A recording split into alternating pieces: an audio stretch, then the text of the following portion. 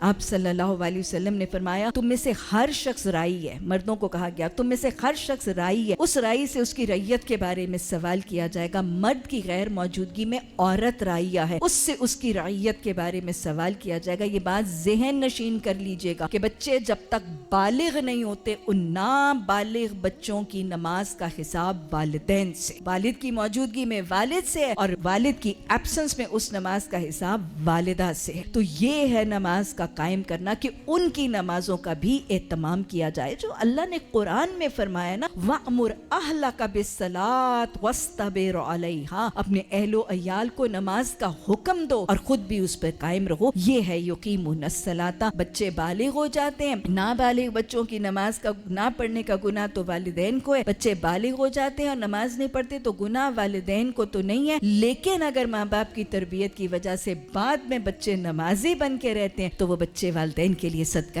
جاریہ ضرور بن